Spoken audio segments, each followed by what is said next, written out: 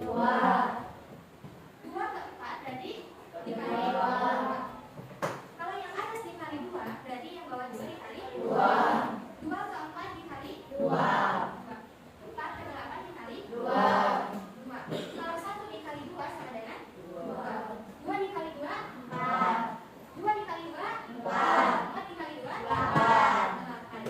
Jadi hasil dari perbandingan pecahan sembilan itu kalau misal di atas dikali 2 berarti di bawah juga dikali 2. Kita tidak menggunakan konsep tidak menggunakan media dulu, langsung ke pecahannya aja. Kalau misal ibu punya 3 per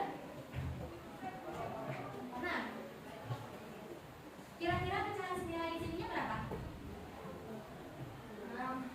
6 per 12. Kenapa 6 per 12? Kali 2. Kalau di sininya berarti 12.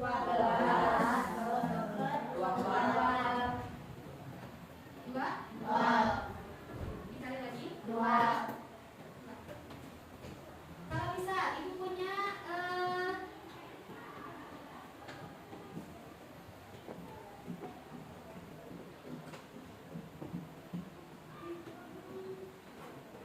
1 per 3 sama dengan 3 per 9. Berarti nilai selanjutnya berapa?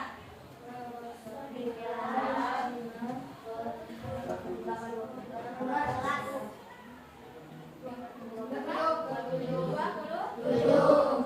Kenapa 9 dan 9 per 27? Dikali 3. Kalian lihat dulu konsep pertamanya 1 per 3 sama dengan 3 per 9. Dari 1 per 3 berarti dikali 3. Kalau yang atas dikali 3 berarti yang bawah juga dikali 3. Begitupun seterusnya. Nah, jadi dapat disimpulkan pecahan senilai itu pecahan yang memiliki nilai yang sama namun walaupun pembilang dan penyebutnya berbeda. Jadi pecahan senilai itu pecahan pembilang dan penyebutnya berbeda. Dapat dipahami? Paham? Nah, sekarang ibu akan bagikan yang KPD yang berisi pecahan senilai. Yang pertama yang ibu udah kasih tahu konsep pertama. Yang kedua, yang ketiga, 4. Jadi di sini ada kegiatan 1, kegiatan 2, kegiatan 4. Ibu akan bagi per kelompoknya itu 4 orang. Silakan untuk membentuk kelompok.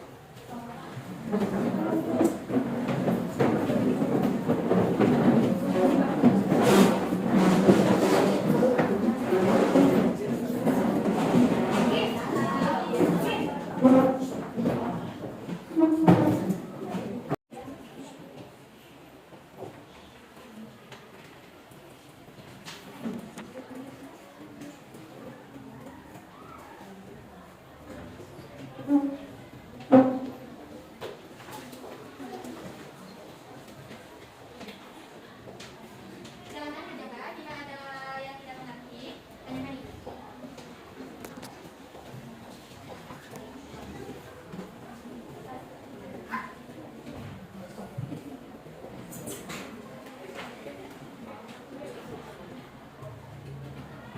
Apakah sudah selesai?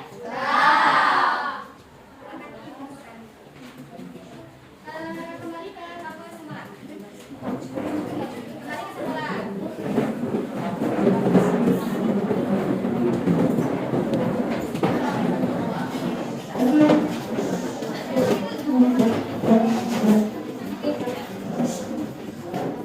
Nah, perbedaannya nanti sampai ibu nilai dibagi aja di minggu depan di pertemuan selanjutnya di hari Selasa. Nanti hari Selasa minggu depan ibu akan bagikan KPD-nya. Untuk pembelajaran di hari Selasa, kalian masih belajar mengenai pecahan nilai. Untuk memahami pecahan nilai tersebut, kalian belajar di rumah ya. Apa itu pecahan nilai? Bagaimana cara mengasih pecahan nilai? Jadi pelajaran ibu beres sampai di sini. Ada yang mau ditanyakan? Tidak.